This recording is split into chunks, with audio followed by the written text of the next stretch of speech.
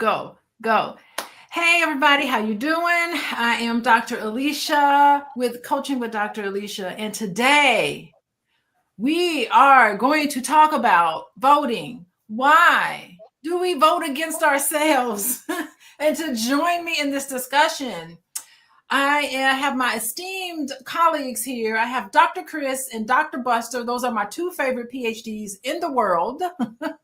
Aside from my husband, by the way, aside from my husband. But we got a fascinating topic. I have just been so curious about voting behavior, this political landscape, and the relationship between political figures and just watching the whole thing unfold. As a therapist, I'm thinking to myself, what is going on? What are the behaviors and the thought process of people who are voting? I'm sitting and I'm looking at all of the dynamics on my way into this video. I dropped my daughter off from school to not school, but to dance.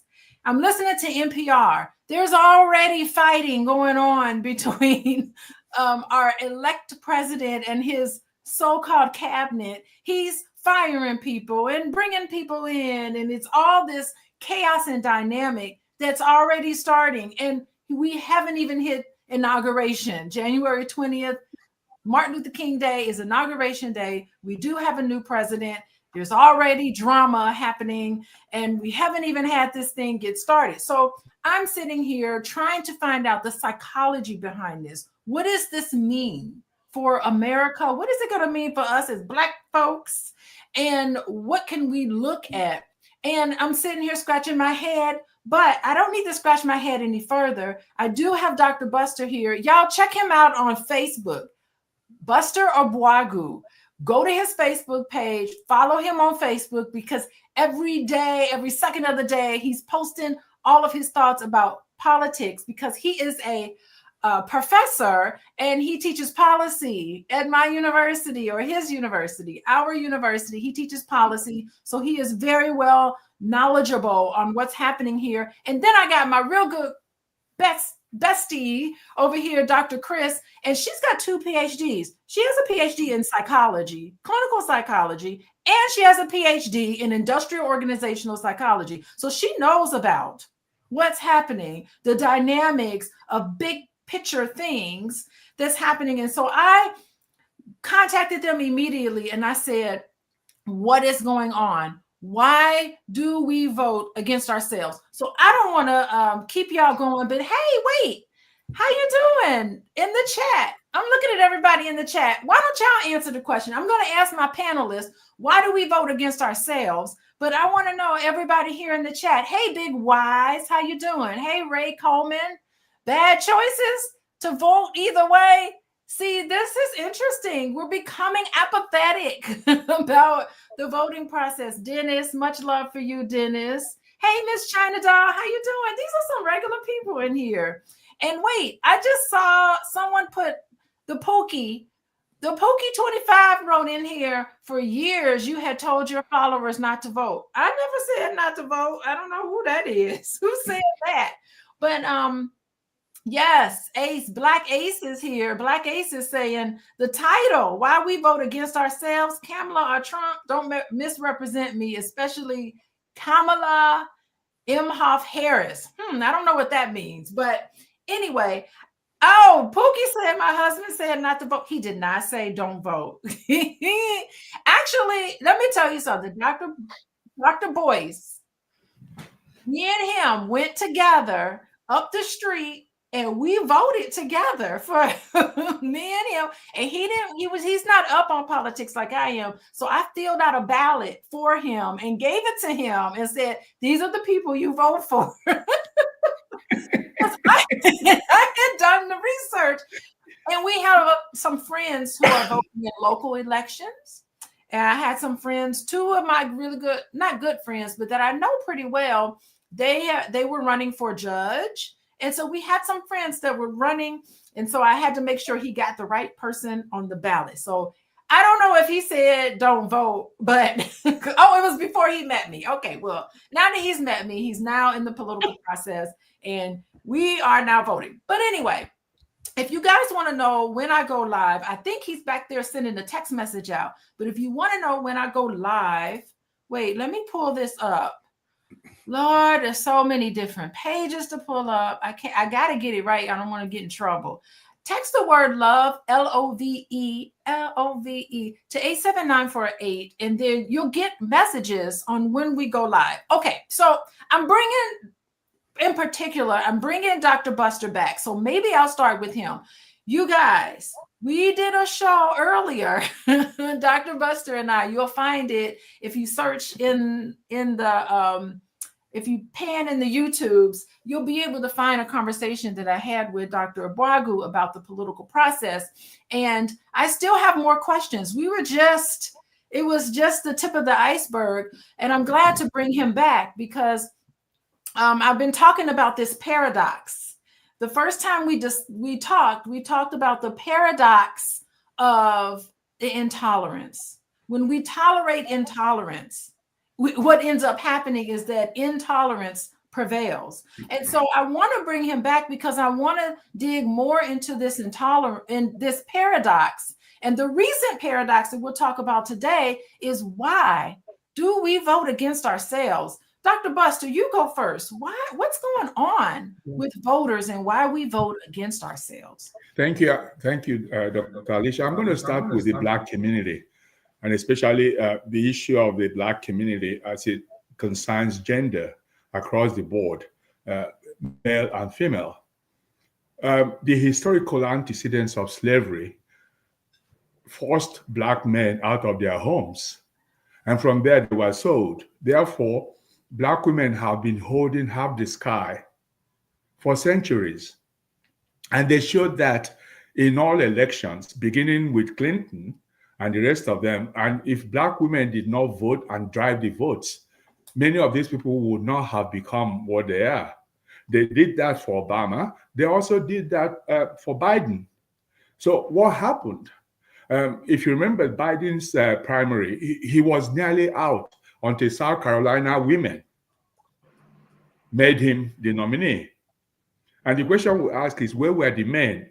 The men were there because of the subservience of slavery, which has allowed, if you look at the divorce rate and the rate of families of Black people, you'll find that women are holding half the sky. And it's not because the men are bad. No, the problem is that this has been internalized for 400 years of slavery. And Black women found a way to survive. Look at all the kids. Most of the kids we have, the fathers are not there. They were not taught to be there. And this is not because they are bad fathers. It's because that's the way white supremacy has constructed their experience. So because Black women were holding the sky for all this time, Black men felt left out. And what happened was also that they felt that their masculinities had been challenged and to a very large extent emasculated. And Donald Trump represented the rejuvenation of the masculinities they lost. They believe that in Black women holding half the sky, that they didn't have a voice. So Trump represented what they had lost. And they decided that they were going to regain it by making their voices heard. And that's one of the many reasons why Black males predominantly voted for Trump. It wasn't because of eggs and milk.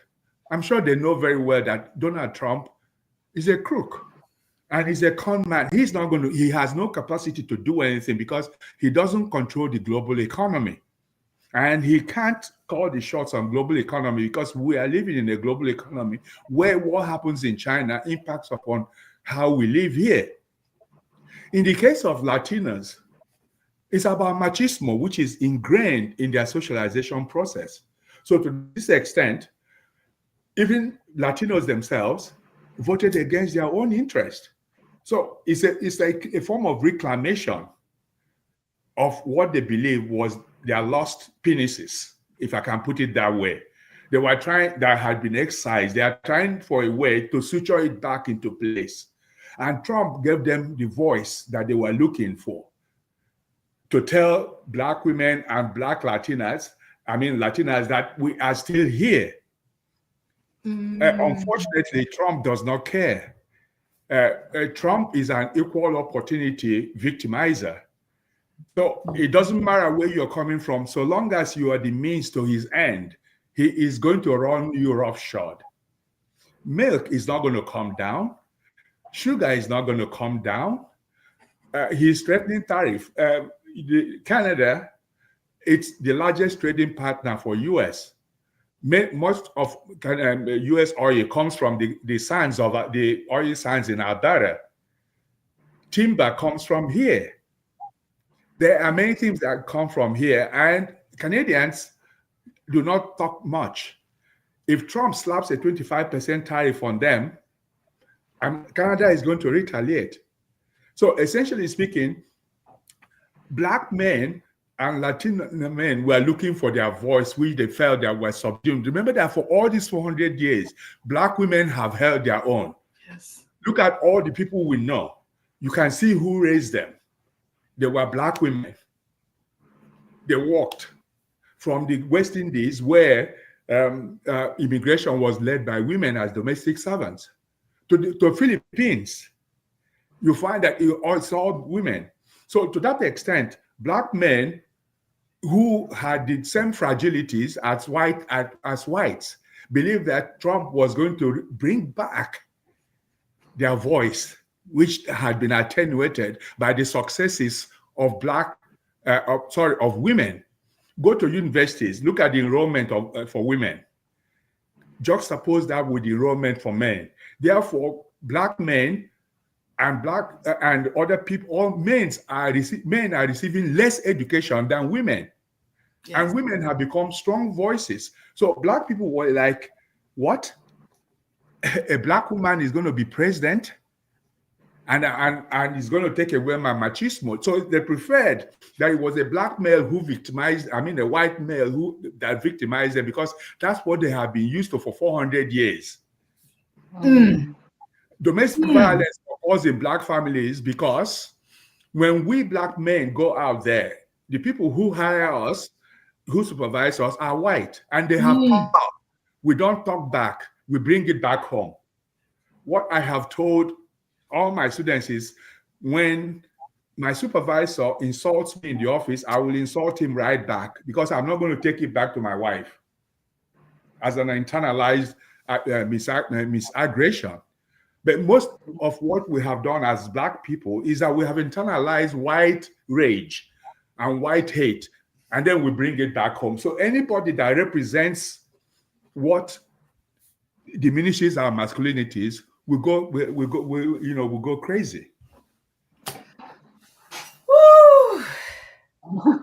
Oh my goodness. Men who voted against their best interest were looking for their voice. It is down to the psychology of believing that you do not have a voice, and you vote against yourself because you prefer a white male victimizer that's more familiar to you than to put a Black woman in the office.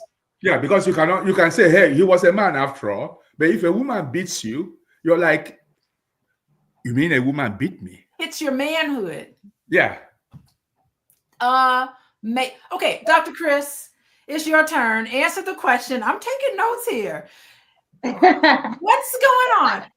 Tell me, what do you think? Why are we voting against ourselves, the individuals who voted for Donald Trump?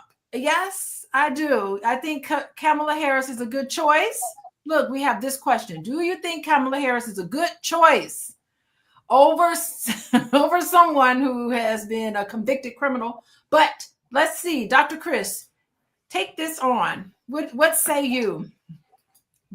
Well, I love what Dr. Buster was saying, and definitely agree that one of the things that happened, one of the primary things that happened, I think, in this last election was the ability for this incoming president to reach out and give voice to people like Dr. Buster was saying, the people who felt like they didn't have a voice anymore, that were feeling more powerless. And the thing is that the style, the psychological makeup of Trump it includes that strongman, right? Aggression is very much on the forefront of his style. And, you know, when we think back to, was it Mulligan studies, aggression is very easy, very much an easy way for us as humans to emote. It's more comfortable, I think, than some of the other ones. Now, going from there, what was difficult for me, or what had been really racking my mind about, is what I don't understand is that block that we would receive. So what it seems like is once we have some groups in America that were followers of this incoming president, there became, I think, a very strong psychological commitment. And that psychological commitment to the ideology, to the propaganda, to the scapegoat of immigrants being the problem, that commitment is when that veil goes up. They're no longer open-minded. They're no longer interested in hearing anything against what they believe in.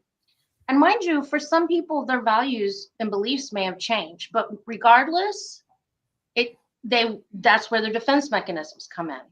Okay, so what was difficult, I think, and different, particularly in these particular last 3 campaigns, well, since 2016, is the amount of times that the attempts to have a discussion, an open, collaborative, or even brainstorming type of discussion with people who disagree has just gone to the wayside. And I think part of that is also fueled by that candidate's or the incoming president's campaign is very much an us versus them. It's me or you. And guess what? Human survival instincts, I'm gonna take care of me first, which, you know, it happens. But I think once they get that psychological commitment, I think what probably is probably most likely occurred for a lot of followers is they maybe had people in their social circle or family members asking them about, well, can you explain this? Because here's the other thing. It's not necessarily a problem, I don't think, to be psychologically committed to an ideology, but not to an ideology that is not based on fact. Not an ideology or a leader who purposely confuses and purposely perpetuates lies. And he uses that same technique, the big lie technique from the Nazis and another leader, right? You know, so people take it in that once they become psychologically committed, they're no longer in that space mentally, cognitively, or emotionally where they're open to hearing other ideas. So guess what? Now they're doing things such as denying. So for example, if you present them with information, oh, that's not true. Or if you can get to the point of having a discussion and saying, but this is true, they minimize the importance of it. So that's where your those defense mechanisms come in. And if anybody out there understands what it's like to go against someone's defense mechanism, it's like an invisible boxing match, right? Mm-hmm. And I think when you're dealing with an opponent or another person you're talking to who has put up that veil and doesn't want to hear anymore, you're kind of at an impasse, you're kind of at a stop. Yeah, I like this whole thing with this psychological commitment because it's like a lock and key relationship. It's just like it locks in. And I think what makes people rationalize, you're talking about these defenses that people have where you can vote for somebody who really doesn't have your best interest because in your mind, you are you feel so much stress. Like when he talks about, although now he's saying he has no control over milk and eggs. But when he was campaigning on milk and eggs, when he was campaigning on these scary migrant workers are going to come attack your family and your daughters, hide your wives, these so-called migrant people were going to attack you, which wasn't accurate at all. What they were doing is he was capitalizing on the very real stresses of individuals, giving empty promises. And when you're in a position of power, and you mentioned too, he has this strong man, aggressive appearance, and he's putting himself in power, and he can capitalize on the pathology and the woundedness of individuals that's been happening for quite some time. And so that's why these people have lock and key cult-like following. It is really unbelievable and psychological. Thank you two, for answering these very interesting and Dr. Alicia, it gets better. Trump gives them permission to remain in their dysfunctional state. Yes. Because if you go to the Black community, if you go to the Latino community, they are all cheats. They are not present in their family, as Trump never saw diaper of his kid. While Melania, one of the wife had a baby, he was out with Melania. So Trump normalizes their dysfunctional state. And they're saying Trump is all this and he's still successful. So I can remain who I am in my dysfunctional state and still succeed if I follow this man. Woo! It's like, thank you for letting me be my evil self. but Trump has intergenerational wealth. And he has a followership, including my brothers, who contribute their fiscal poverty into him to enrich him. So they can't be like Trump. So Trump gives them permission to remain comfortable in their dysfunctionality.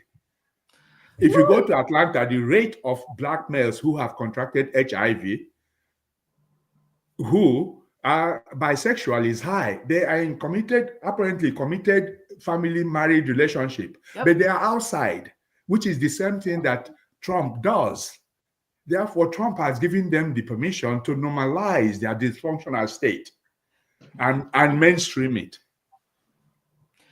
Woo, that is beautiful. Hey, everybody, for just joining us. Today, we are talking about why we vote against ourselves. It's the psychology of politics. This is part 2. I have Dr. Buster on part 1, when we talked about these paradoxes. And this is sort of the cognitive dissonance that we are having conversations about so that we can understand the psychology. This is mental health.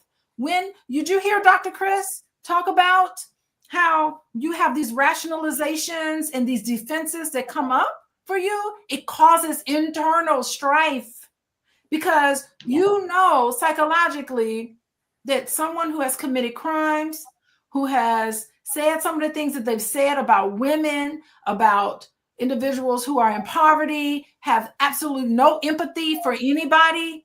And you know that empathy is for you, but you vote against that. That's a cognitive distortion, dissonance that's happening inside your body. It's a cognitive distortion to get to the dissonance. And so we're having conversations here because I think it has something to do with mental health. You've heard Dr. Buster talk about poverty, people who are less than, who are struggling with the milk and eggs and all of these things. And I want to share for you this page on Instagram. Hey, Rhonda, how you doing? Rhonda, I love Rhonda. Anyway, hi, Rhonda, how you doing? Rhonda, go to Eric Benet's page. I'm going to share my screen. Hopefully I can do this. I'm just learning how to do this. Okay, I'm going to share my screen. There's a page on Instagram. This grain of rice represents $200,000. That's about the median net worth of a citizen in the United States, which means if you took our population and drew a line split down the middle, about half of us have this much or less. Half of us have this much or less. Just going to put that down right there. 1 grain of rice. This is $1 million 5 grains of rice. When most of us think rich, we think of $1 million. This is $100 million. This is about the net worth of CEOs who delay and deny care for sick Americans. This is also about the net worth of CEOs who tell Americans to eat cereal if they can't afford food for their hungry kids. This is $277 million. This is Elon Musk's personal investment in the 2024 elections. This is what he spent to buy the presidency. This is $1 billion. This is the approximate net worth of Vivek Ramaswamy. Only 800 people in the United States have this much money or more. As a frame of reference, think about how many people you went to high school with. Only 800. And this is $6.3 billion. This is the approximate net worth of Donald Trump. He recently said in an interview that he doesn't think he can bring grocery prices down after running his campaign on a promise to do so. He also blames immigrants who have less than a fraction of a grain of rice each for a lot of the financial troubles facing our country. And this is Elon Musk. He's worth $400 billion. He spent $277 million on the 2024 election cycle, while we have homeless veterans on our streets and hungry kids in our schools. This is what actual wealth disparity looks like in America. Each grain of rice is worth $200,000. And Elon Musk also wants to fire 75% of our federal workforce, which includes a majority of veterans. He wants to fire 75% of these people who have a single grain of rice trying to earn a living and feed their families because he says that that's inefficient. Musk, Ramaswamy, and certain members of Congress also want to consider cutting social welfare programs to support people with less than a single grain of rice from going into poverty. They want to look at cutting these programs because they believe that that's inefficient. Now that we finished the civics lesson, let's talk biology. Did you know that all human beings, no matter how much money they have, are all mortal? We're all made of flesh and bone. We all have to eat, and we all have to sleep. Each of us has only one life, and I encourage you to do something notable with yours. The American dream has been stolen from you. What happens to a dream deferred? Who's hungry? Okay, he summed it up, and I just love this because I think that we need to get more crafty in how we deliver our message to the public. I feel like it's now in our hands to deliver what's facts. There is a such thing as a fact, and we need to get more savvy. And I think that this video was a beautiful illustration so that we can visually see the inequality that is among us, and that a lot of us need to be smacked in the face with the reality here, because how do you now deal with this? There are things called facts. How do you have a deeper understanding of the dynamics that contribute and make more effective communication and engagement in political discourse? We'll start with you, Cris. What is it? How do we help people with this? These facts about ourselves and what's really happening in the world and our daily lives. Tell us what we can do. Well, there's no easy answer, I think, for sure. This is a complex situation. And I think, like Dr. Buster was saying, this is, 400 plus years in the making. Can't turn it around. We're not going to be able to turn around in a day. And where we're at today didn't just happen in the last year. This has been ongoing. So number one, going back to your question, I think you're absolutely right. We cannot cower at this point. We can't give up on facts. We need to continue to find ways, like you said, to creatively present facts that are digestible, palatable. I think we need to find ways to get around the fear mongering that has been occurring, because I think a lot of these followers have a lot of anxiety with their cognitive dissonance. And guess what? When you're faced with more fear, your anxiety is going to go up. And all of that, is also going to increase the other person's defenses if they don't agree with the facts. So the other thing is we got to figure out a way how to gently, and I think psychologists do this all the time, right? We got to find a way to gently get around that invisible boxing, those defense mechanisms. And one of the ways we can do that, or that we as psychologists do that, is to make sure that other persons or people that we're talking to know that we're a safe place. Okay. And trying, just at this point, I think it's just breaking through that invisible wall, and as much as it might feel counter to some of us as individuals, still reaching out and making that connection, and not just cutting them off necessarily. Yeah, we do need to be kind of gentle with people. And I'm going to have Dr. Buster go next. But here's the thing. I know that, psychiatrists and psychologists and mental health professionals have gotten together and have written, I don't know how many books, 27 or more psychiatrists, people in this field have gotten together and said, listen, we're going to ignore the Goldwater rule. Y'all know about the Goldwater rule? Y'all know. Hey, everybody in the chat, you know about the Goldwater rule. Goldwater rule. That is, mental health professionals cannot diagnose somebody that they haven't physically examined. It's unethical. And however, they got a bunch of mental health professionals did get together and said, yeah, we understand the Goldwater rule, but you know what? We also have a moral and civic responsibility for a duty to warn.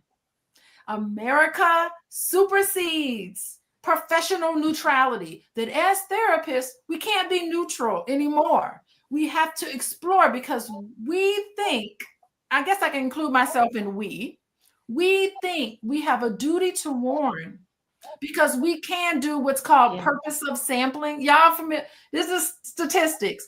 Purpose of sampling is when you get together other people to look at the behaviors, and it's a panel of individuals who can come to a conclusion based on visual behaviors and say, we have a duty to warn because we believe this current president is unfit to run this country, mentally unfit. I have a feeling that probably was going to happen to Biden, because he was definitely showing some cognitive decline. But also you have Donald Trump, who people have said he is unfit, that he has pathological and malignant narcissism, and he does not care. It is a lethal mix to have somebody with these characteristics and traits to be in charge. And we as psychiatrists and therapists and social workers need to speak up,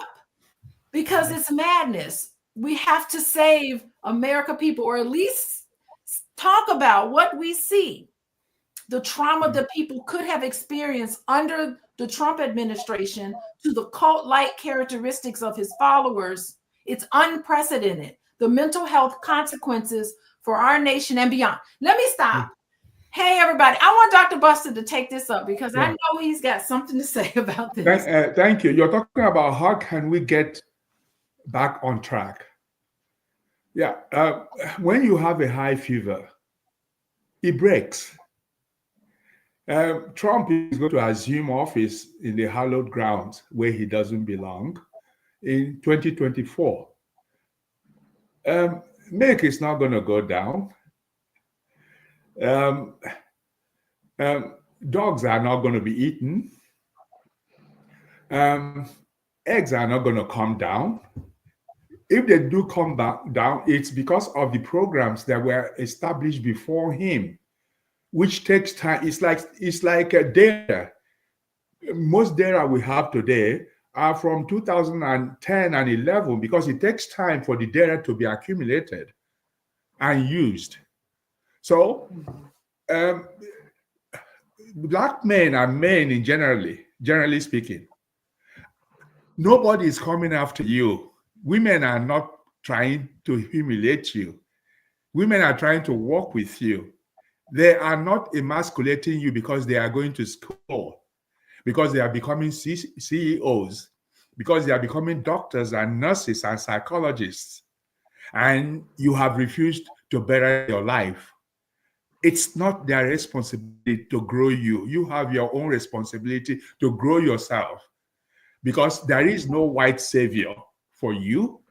You have to be your own black savior through how you treat your children, how you treat your spouses, how you love yourself.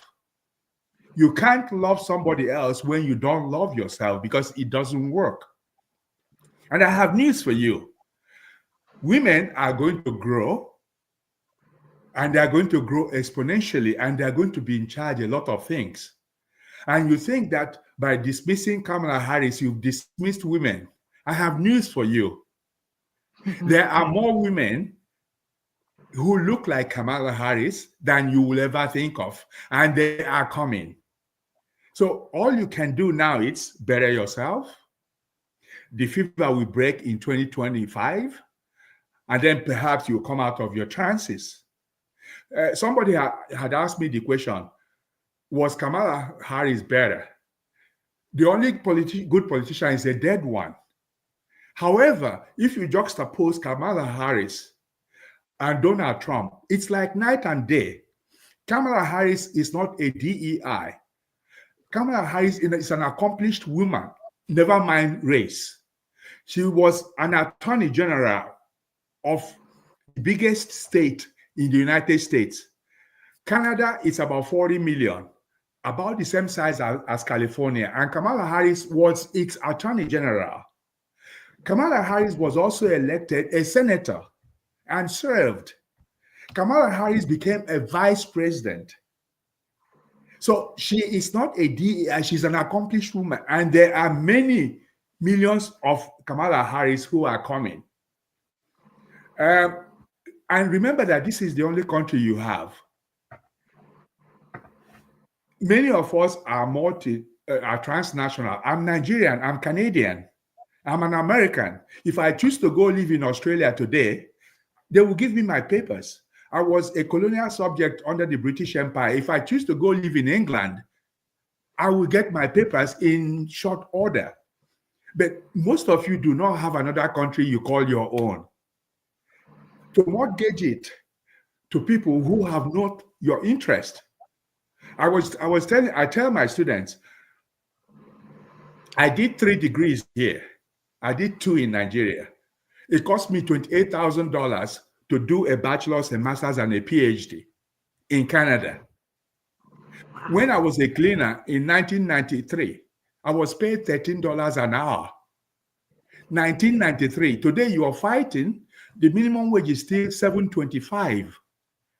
So whereas yours has remained stagnant, those of the CEOs are like 500,000 times more than your own. And what makes you think that somebody sat his S80 for him, who has never worked a day in his life, who has 6 bankruptcies, is going to make your life better? I have news for you. Your life is not going to get better. The only person who can make your life better is you. So you need to return to your families. You need to be there for your children, for your daughters, because your daughters are not going anywhere. If there's anybody who is going to be dismissed, it's you, because who says that the only thing that makes a family is a penis? That masculinities don't make families. Those who are dedicated to their families make families. And the family system and how we construct it has already changed, and you need to change with it. If you have a wife or a spouse who is not educated, who doesn't want to better themselves because you want to control them, you are not going to grow. So you sit down, think really, really hard, and let's wait for 2025 to come, and the fever will break. And if you do come back to your senses, we will be here. If you don't come back to your senses, you will be left in the ash heap of history. Just like the man who you worship, who is your cult leader, is still going, he can be president 3 times. He can change the constitution, which he can't. But he's going to go into the sordid sections of history that in about 5, 10, 15 years, your children, your grandchildren will come and say, there was a time in the history that was the Dark Ages. Yes. And his name and your name will be there. Woo, my goodness. The fever will break. So Dr. Buster, y'all, is saying the fever's going to break. The romance stage is going to be over. Yeah, in the 70s and 80s, there was Pol Pot in Cambodia who dismissed technology. 2 million Cambodians were massacred in the killing fields. Eventually, the fever broke, and Pol Pot was exposed as the common criminal that he was. And they came and arrested him like the hoodlum he was. This was the same thing that happened in Cambodia, where intellectuals were threatened and killed because they actually had to think. But eventually, Pol Pot of Khmer Rouge, his fever eventually broke in Cambodia. See, and I think that's why what I love about you, Dr. Buster, is that Dr. Buster is also a historian. So he's bringing history into this. History is repeating itself because a lot of us don't know what happened in Cambodia. Y'all look it up. Look up what happened in Cambodia. The fever broke in Cambodia. And it's scholars and historians are pulling their hair out going, wait, these are the exact same things that happened before. Can we not learn from history? And fever broke in Nazi Germany, the Third Reich. Yes. The fever broke. The fever broke with Anastasia Somoza Debayle of Nicaragua. The fever broke with El Duce Mussolini of Italy, and they hung him. They dragged him out. How about Nicolae Ceausescu? His fever broke of Romania. They brought him and his wife in the yard like a common criminal, and they slaughtered him. These are fevers that are breaking every day, and the fever you have now is going to break. And one day you're going to have an epiphany where you're going to say, "Oh my God, I was such an idiot. How did I get here?" And there's one thing I can assure you: we love you unconditionally. We will provide services, even if it is pro bono. For those of us who are counselors, your wives, your children, your daughters, for whom you mortgage their uterus, their well-being for a common criminal, will forgive you because your dad, your brother, your sibling. Yes. But your fever is not going to last long. I think it's so beautiful, Dr. Buster, you've made these predictions. I made a prediction, and maybe I can go to Dr. Cris about this. I made a prediction that Donald Trump is such a narcissist that there's no way he's going to be getting along with people. And I predict that he's not going to get along with people in his cabinet, just like what happened before, you know? He hasn't gotten along with himself. He hasn't gotten along with himself. He's so insecure. And I made a prediction that he and Elon Musk, I don't think this love affair is going to last very long. Elon Musk comes from a dysfunctional family. Yes. He doesn't talk with his father. His father engaged in incest with his stepdaughter and had a baby with him in 2017, another one in 2019 and 2021. And Elon Musk is here. How many people has Elon Musk had?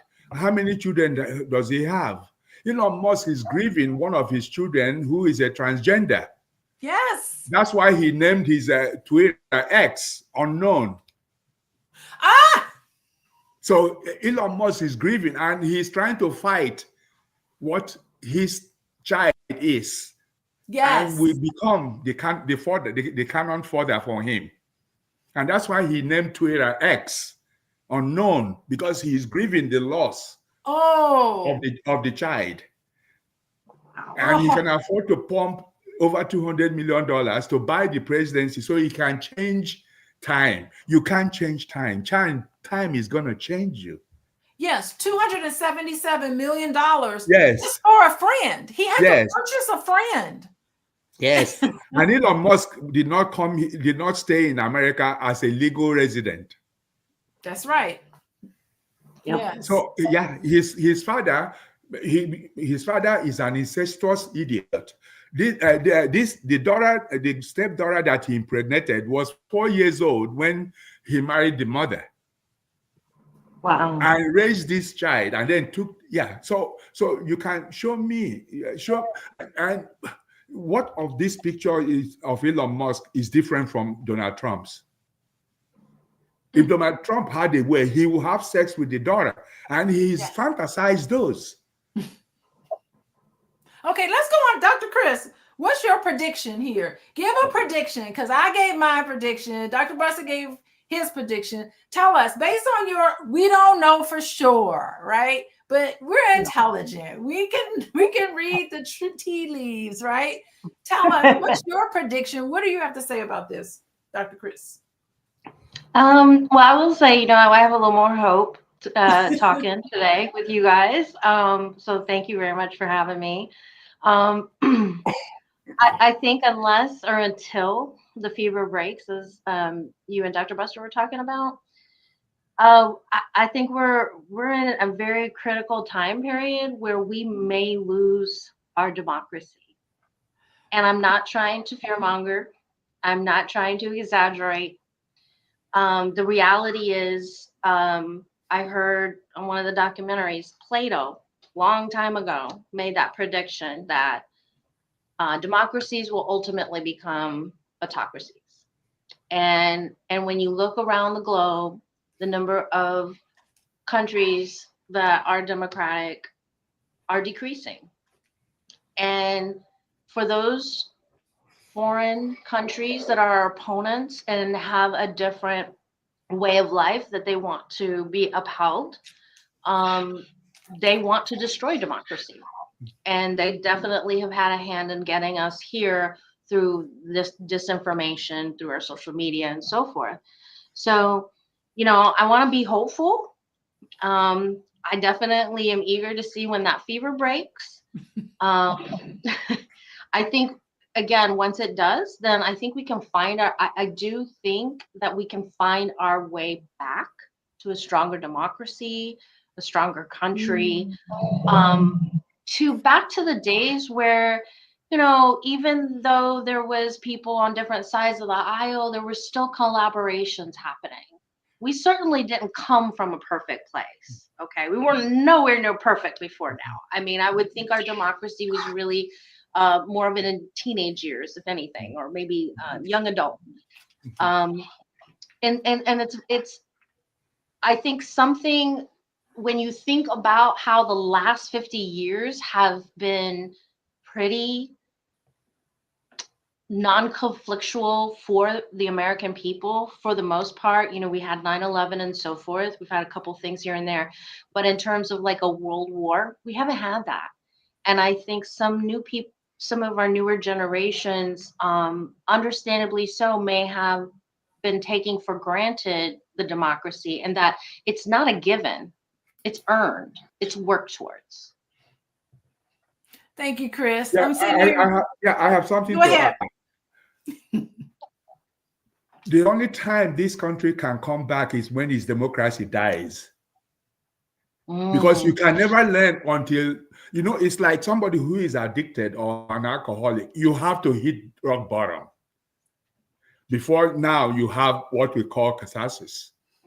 There is nothing I am praying more than for America to implode.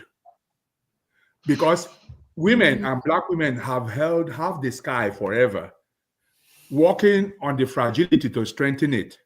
But men, white men, Black men wanted to go implode. So my prayer every single day is that America itself will implode.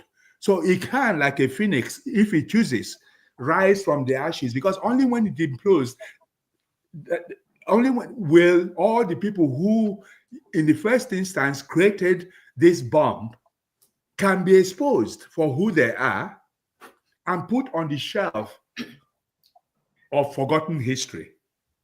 So I'm not praying for things to get better, because we haven't reached rock bottom. We need to reach rock bottom, and then this place will implode, including a civil war.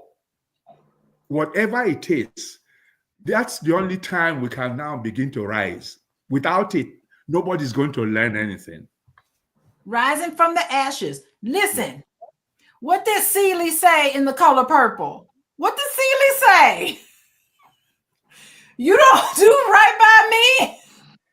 Everything you touch will fail. Yes. Look, who's Gotti B? He's killing me. It's a spiritual war. First and last. There is no spirituality in America because all the people who profess it are fake. Yeah. Yes. If the spirituality comes in America, then maybe things will change. What we have in America is religion, not spirituality. Agree. Whew. Black Americans' wealth has been declining in the last 30 years. Black Americans rank last when it comes to education and wealth. Is ranking last a result of how Black Americans have voted? No, it's because of males. Come on. Black American women's wealth have been increasing and their education level have been increasing. This decrease is happening to those men who believe that they can do what Donald Trump does and get away and become rich. Oh, okay. They want the shortcut. Yeah. You can't do what they do. Look at the statistics. Black women and women generally are growing. Their educational attainment is getting a huge. Okay, look, is it an accident that two people I'm speaking to here are women and they have PhDs and they're intellectuals? Well, maybe I gotta get Boyce on here. I'm gonna text him and see if he'll come on. So maybe he'll come on here where we can balance out everything. The black wealth that is falling down is that of men. It's not women. Women have been held back. It was only in 1920 that a woman was allowed to vote. But look at how far they've come today. They outnumber you in education. And with a better education, your chances of flipping burger is reduced. I was a cleaner when I came to the United States because I was an immigrant. Sorry, to Canada, because I was an immigrant. But I had 2 degrees. So I had to clean toilet, caca. But I chose who I wanted to be. And then I walked towards it. So if you sit down there and say black wealth is going down, it's male, not women.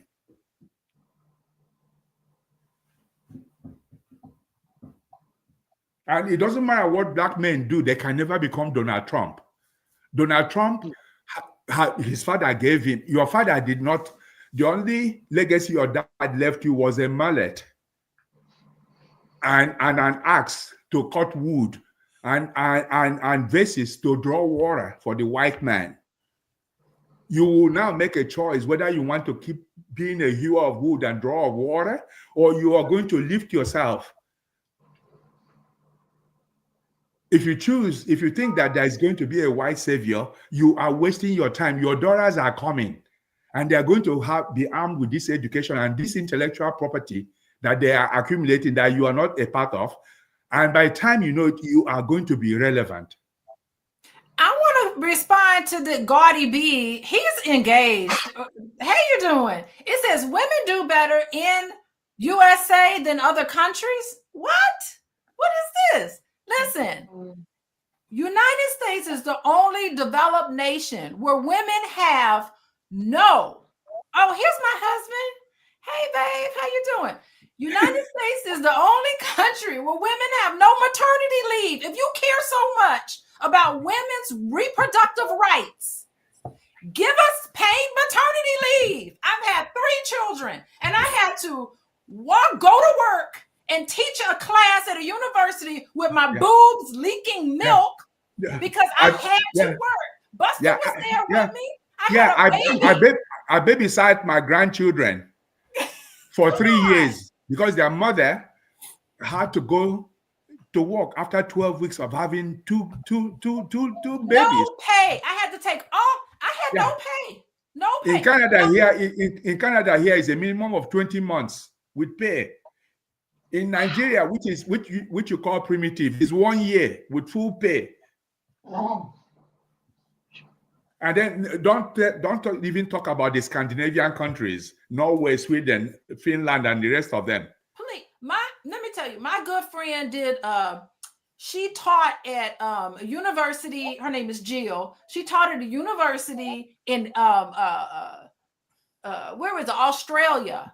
And she said that her colleague came back from maternity leave after taking 2 years off with pay. Yeah. Wow. 2 years. Her and her husband. She took a year off, and they lived off of her salary. And then he took a year off to be with the baby. And they lived off of his salary. 2 years. She had come back to the university and started teaching after being away for 2 years with her child, because in that country they believe in women's rights. So I don't know what Gotti B is talking about. Women do better in USA than okay. So maybe women are doing better in the US. Check their ethnicity. Check their ethnicity. Those are not born in the United States. They came. So and they came with their intellectual property. So if you think they are doing well, and they are not, because 1959 was when Israel had its female prime minister, Golda Meir. It was Geraldine Ferraro who came close to becoming the first vice president under Walter Mondale in 1982. You didn't give it to him. So how are your women doing well when Congress is saturated by white males who have been bought and sold by the corporate America? No. How is it that your teen pregnancy is highest among all the OECDs? So you tell me how those issues, including bigotry and misogyny, is not impacting upon you women. Canada had its prime minister here as a woman in 1993. And Canada is your cousin. And you tell me your women are doing well when you create all sorts of barriers for them. Pay equity, none. You don't give it to them. So where are they doing better? Please tell me. All right, Dr. Boyce. Hey, hubby, come on in. Okay, so tell me. Come on in. We've been talking about women. Let me bring you up to speed. We've been talking about how women are holding up half the sky. Hello. We've been talking about how men have felt left out and may not have had a voice. And so this Latino machismo, this black maleness has emerged. And that's why there's much more of a support for Donald Trump. Okay. We have been talking about the male fragility and even white male fragility gives them a voice in Donald Trump. And that's when Dr. Cris comes on and says that Donald Trump is kind of the voice to the people who feel powerless, who feel like they've been left behind. And he's got this strong male aggression that has been lost. Okay. So we're just trying to explain the psychology, because this is Mental Health Monday. This is my show. And we're talking about the psychology. And they're using these people as a scapegoat. We're using these migrant workers. Ain't no evidence of no migrant workers really wreaking havoc on people, but they're using this potential enemy as a way of galvanizing and making this psychological commitment to lock in these people with this cult-like following of Donald Trump. Cutting social welfare programs. We talked about that. And Dr. Buster made a prediction that the chickens are going to come home to roost, that he's made a prediction that the fever's going to break. The fever's going to break and everybody's going to wise up. Of course, I made my prediction about how Donald Trump is going to be nothing but chaos in his cabinet. He is not going to be able to get along with anybody. I was listening to NPR earlier today. And yes, lo and behold, in Del Margo or wherever he is in California, it's been so much chaos. He's firing people left and right. He ain't even been president. He's a president-elect. He's not even sitting president. And he's already firing people and seeing who's on his good side and bad side. So anyway, tell us, what's your prediction, my wonderful husband? Well, good to talk to you, my wonderful wife. I'm going to start off by saying I disagree with you on some of those points, but I do agree with you in the sense that I don't like Donald Trump as a person. I did not vote for him. I never have. I never will. But I refuse to vote for Joe Biden because I'm a black man, and he incarcerated more black men than any president in recent American history. And so we're stuck in that situation where we're between a rock and a hard place. Now, here's what I see in terms of where the balance really comes into play. I'm a finance professor, so I understand the economic side.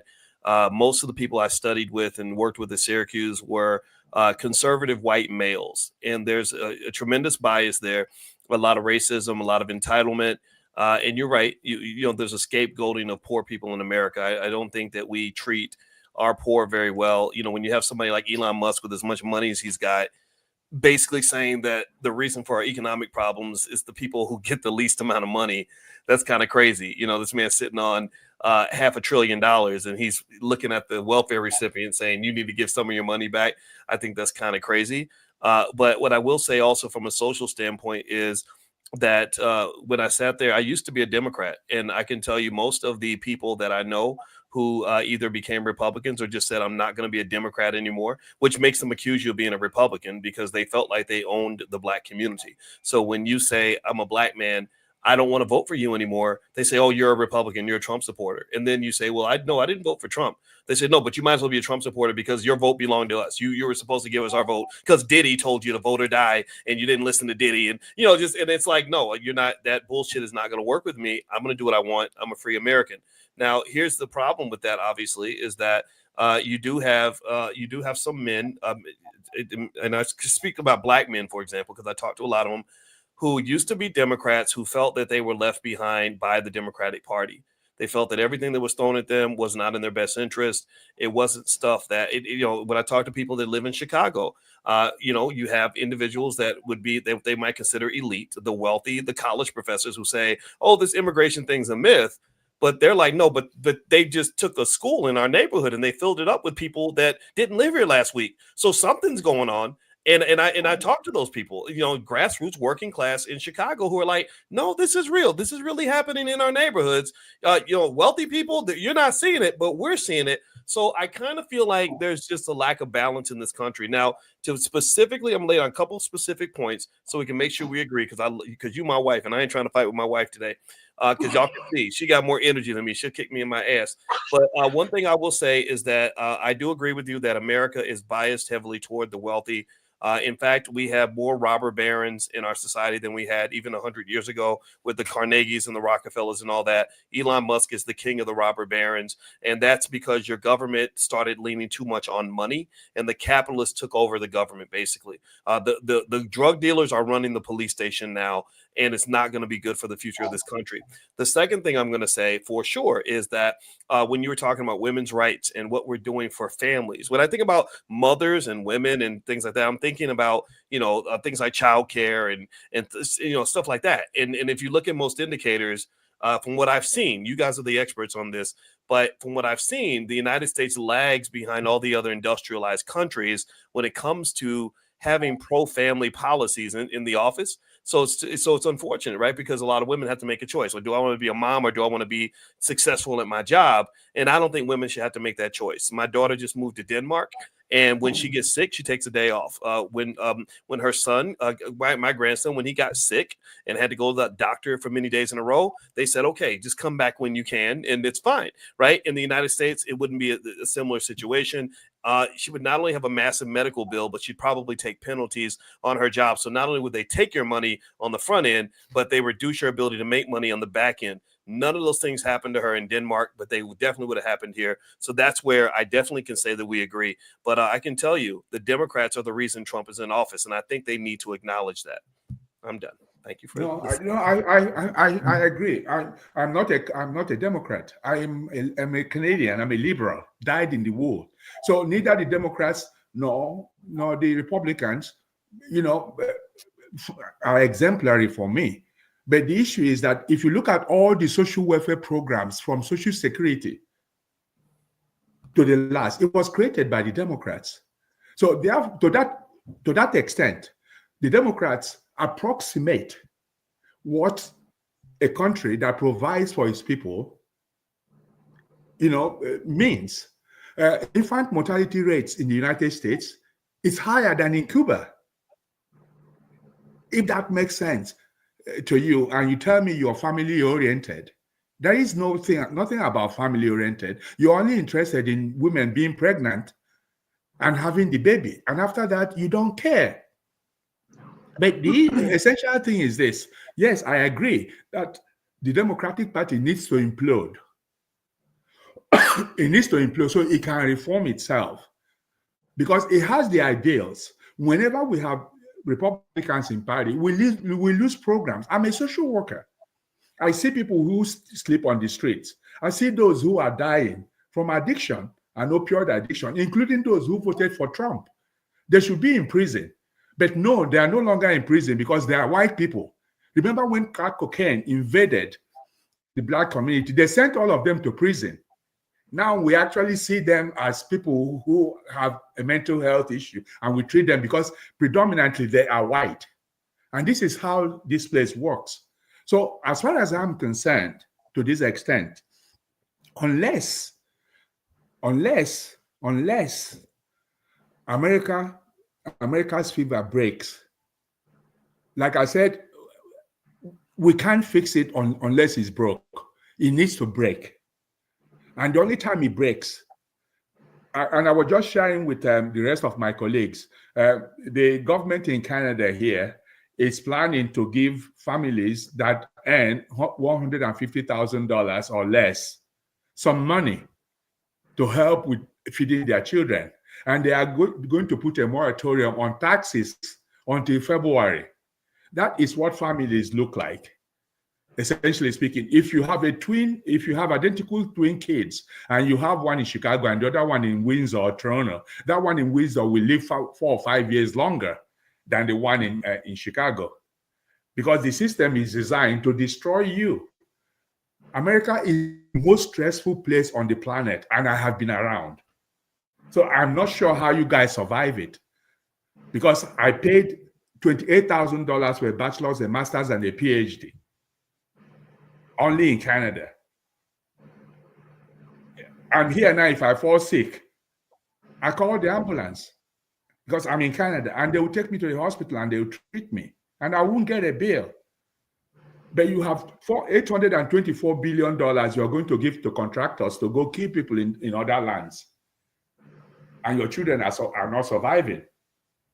So those are the things I have against the system. And certainly speaking, somebody like Donald Trump, who doesn't even know how government works, is not going to be able to fix it. But America needs to implode, including a civil war. The fever's going to break, and we're going to end up seeing who's really going to profit off of this. So I think that it's going to be a mass awakening. That's my prediction. Thank you, boys, for coming on. I got to go pick my daughter up from dance, but I so appreciate you. My brother, I haven't seen you in a while. I miss you, and I'm with you. I understand what's going on. I'm with you. Good to see you, boys. Oh, Dr. Boyce. Wait, you're muted. I'm muted? Yeah, I hadn't seen Buster and Cris for a long time, so it was really great to see both of you. And I'll tell you what, I kind of feel like, and by the way, Alicia, if you want to go ahead and check out the Go Get Taylor, you can, and we can just keep partying. Okay. But yeah, I kind of feel like conversations about politics and religion are so hard. And when I came in and I saw Alicia just kind of going at it, and I said, "Oh gosh, I don't want to come in with anything that undermines the civility of the discussion, because I love both of y'all, and I think that it's one of the things I hate about the country right now is I hate the fact that people are losing friendships and relationships over politics, and that's what I appreciate about you two is that I could say what I had to say, and it was it was like, okay, I disagree with you, and that's it. And I think that that's something that I missed from academia, because academia was it's like that usually when you have civil colleagues anyway. And you didn't say anything that was offensive. You said you spoke the truth. Yeah. There you go. See, the truth should not be offensive, right? And I'll tell you what. But my brother, people who are dealing with are millions of miles away from the truth. Well, and they sell I'll them tell as you. the truth. And then people buy them. I think it's terrible that I think it's the most horrible thing that I could do to another person is penalize them because they don't do what I tell them to do. Right. And I think that's what that's what bothers me about the election is that I saw people getting, really severely abused and mistreated by their family members because they said, I don't know what I'm going to do, but I'm not doing this anymore, And that's why I say the Democratic Party has to really answer for mistakes they've made and unethical decisions that they've made, as opposed to going to people who exercise their right as a free American to make a decision and saying, you can't do that.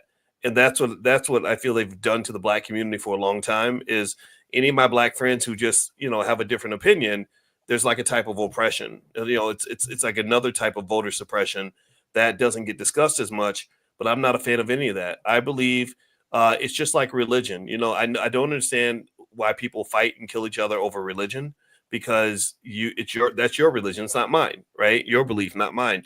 Well, the same thing is true when it comes to politics. Look, if you're a Democrat and I'm a Republican, I can't beat you up and make you into a Democrat or beat you up and make you into what I am.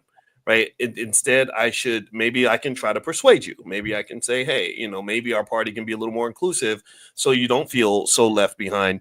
Because I think because what the Democrats, I think, should be concerned about is how many people left the party. I think and I don't think it was just part of it. Some of it, I think when they talk about the sexism and stuff against Kamala, I think that's real. That does exist. But I think a lot of it was just people that just said, no, I'm out, because I know that's how I felt. I didn't have any problem with the president being a woman. I wanted Hillary to win, but it's like, dude, like some of this stuff, it doesn't sit well with me.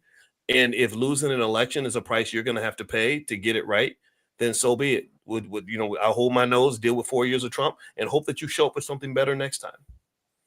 Yeah, or maybe the country implodes as I predicted. Well, I don't want that. I don't want a civil war now. But no. Listen, Pete, it was Ronald Reagan. The only thing he said ever that made sense to me in his entire life was that peace is not necessarily the absence of war. Sometimes it's like the addict. You have to hit rock bottom before you actually realize where you are and plan to get up. But if you haven't hit rock bottom, you cannot conceptualize change. So that's what's happening now. And if it implodes to the extent that everything goes, because women have been holding America, and Black women have made an unbelievable amount of sacrifice towards keeping family, towards work, towards maintaining family. And I mentioned the historical antecedents of slavery, where, white emasculation made sure that men did not stay in their family systems. And then for 400 years, they internalized it. The moment you raise your voice, you are an uppity Black male. When you say something that makes sense, you are an uppity Black male. And because of that, they carry those things back home and they make it out to their families. So right now, what I'm going to ask Black women and women in general is let the whole thing cave. And then we can, if we choose to rise, because if it doesn't cave, we can begin to see those who are actually responsible for the destruction of the place. I am coming from outside, and that allowed me to know what's going on in the United States. Most people who live there will never know how things are anywhere else. But I know, because my lived experiences have been outside of the place. And I come in and I just say to myself, what is going on here? And it's not getting better. In Canada, nobody would have voted Donald Trump. He would never have won nomination in his toilet.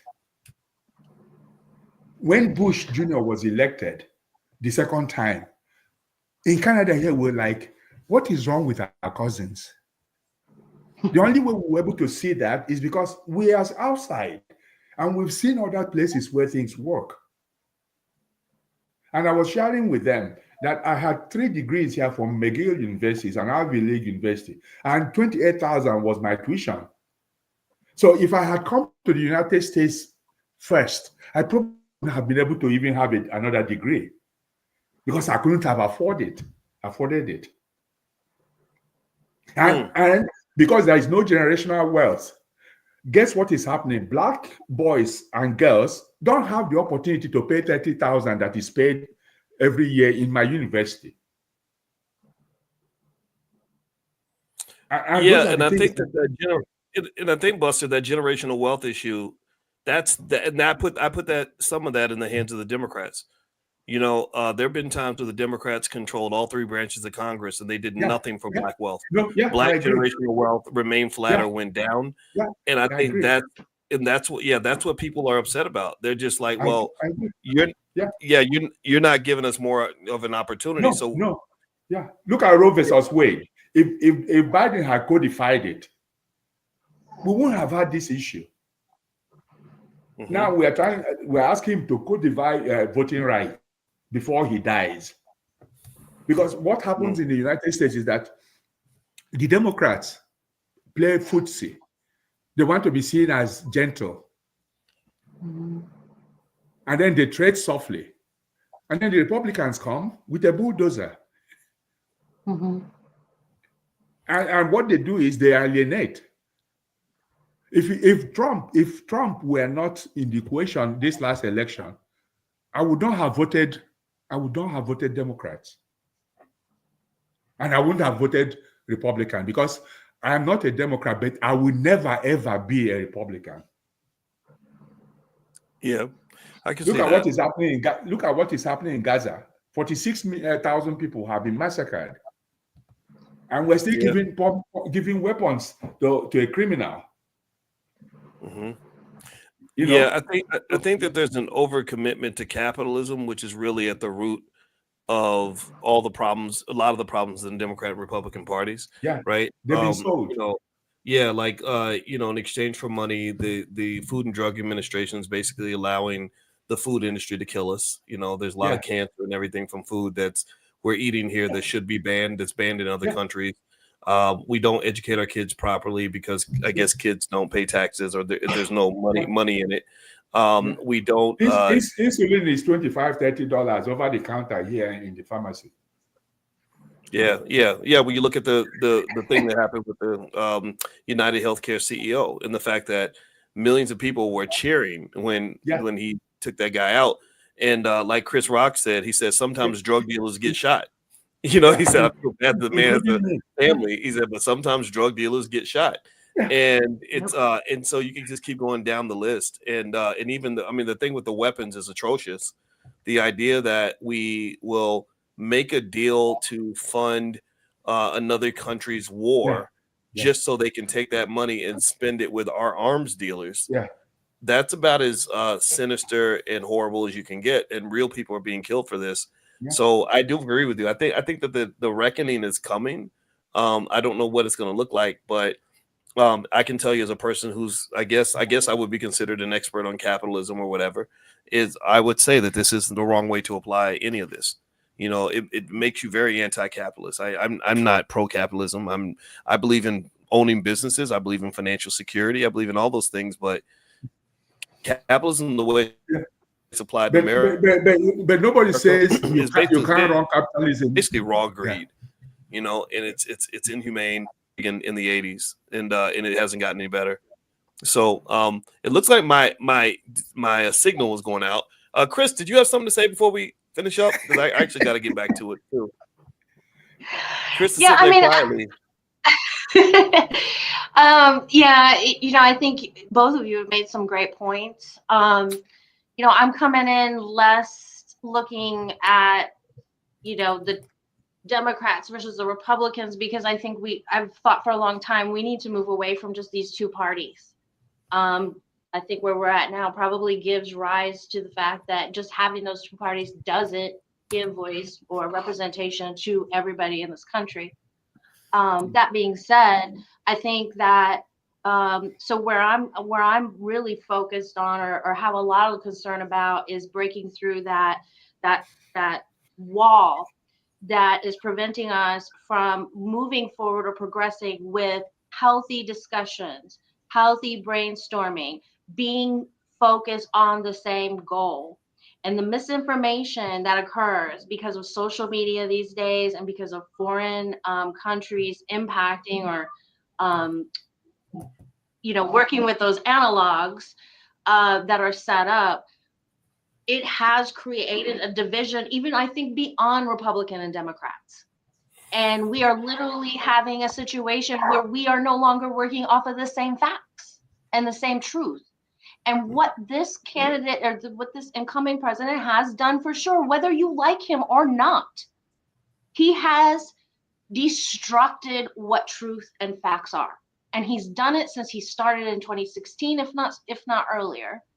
And if we can't, even if we implode, if we can't get past that, I have concerns, because where do you go if you can't have communication, if you cannot put certain stuff aside in the interest of moving forward together as a people and as a country? And I know that is not going to be an easy thing because of like what both of you pointed out, the history of this country, the inequality that continues and persists. And all I'm seeing is that by disinformation, we are creating more division, us versus them. It's been brought up several times, and Boyce, you gave a great example of like someone at their local level seeing the impact of immigrants. But if you look up the data, in the last 50 years, immigration into the American country has gone down. Yeah. And it reminds me, that's one of the tactics. Look over here. This is the problem, because they're going to do something over here. And I don't care if they're Republican, Democrat, or otherwise. They are this leadership coming in is showing that they have a different agenda than to serve the people of this country. And most of the people who are shouting immigrants, they came here without documents. The white man came to North America with no document. No, this country does not belong to them. They were undocumented. And somebody was telling me, he said, "Oh, you came here, you learned English, and now you're doing well because of American dream." And I said, you took our job. And I said, what do you think, a brain surgeon needs the job of a high school dropout for? Right. So you're going to do my job with your high school dropout? Yeah. And I said, level? A brain surgeon doing the job of a high school dropout, where does that happen? And the person left. Because a lot of the people who are coming are educated. And instead of building the infrastructure here, look at this way. If you're traveling by train from New York to Chicago, it will take you 21 hours. Right. And if you're lucky, you won't have pulmonary embolism.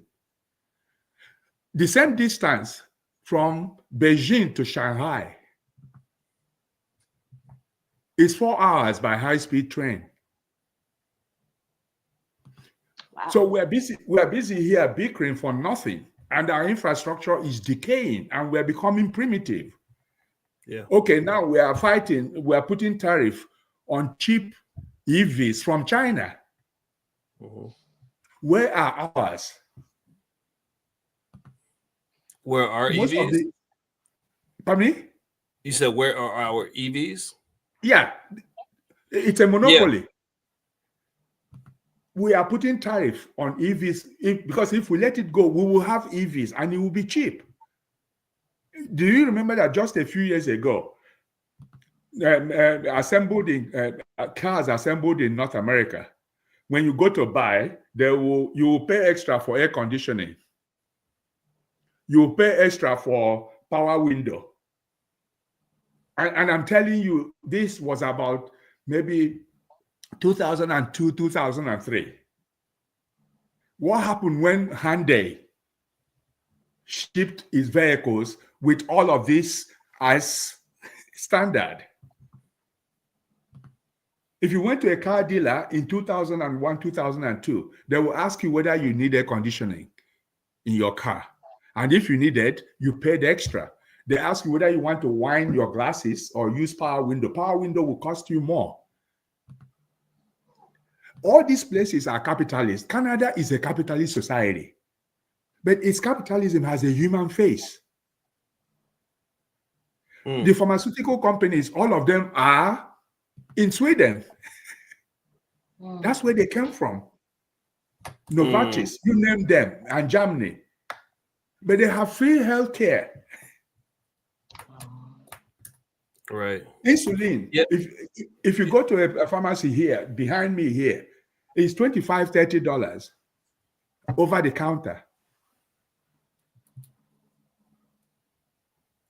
Right. And if you're living in Canada here, you will live longer than your twin in the United States. Because today, 2 people were just shot in schools.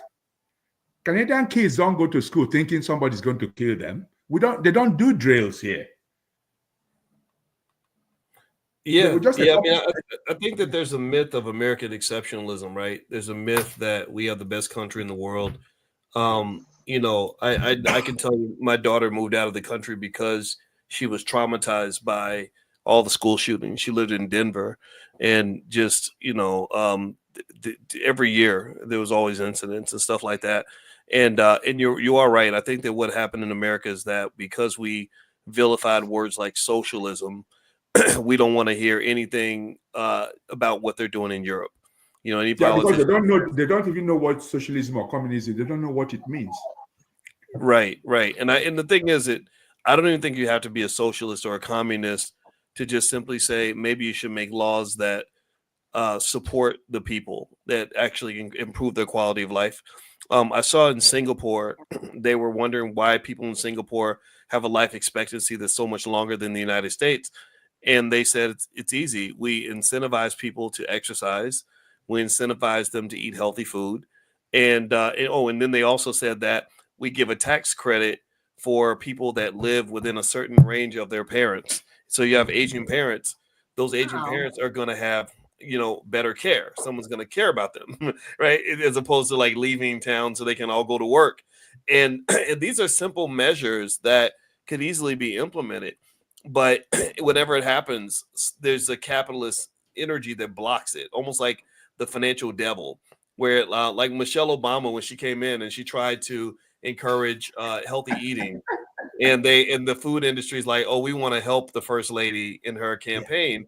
And what they did was basically, next thing you know, she wasn't allowed to tell them not to eat certain food. She couldn't say make little jokes like, well, you know, I like McDonald's French fries too, but I can't eat them all the time. She was not allowed to say that. She was only allowed to say, well, everybody exercise, do jumping jacks and all that. And everyone knows in America, we're the only country I know of where you can work out like crazy, but if you eat like a regular American, you will still get sick and fat. Yeah, because the food, I mean, the food dealers are drug dealers. The insurance companies and big pharma, those are drug dealers. In fact, I saw another thing that said a crazy stat where they said that 25% of the medications that get prescribed by doctors are not necessary. So 25%. Yeah, so they fill you up with all this dope and all these chemicals in your body, and then we wonder, well, why is everybody getting cancer? And they pay the doctors to give them to you. So the moment you come, they said, you know, oh yeah, I have a sample here for you. And you're saying this doctor is really kind, but they have been paid.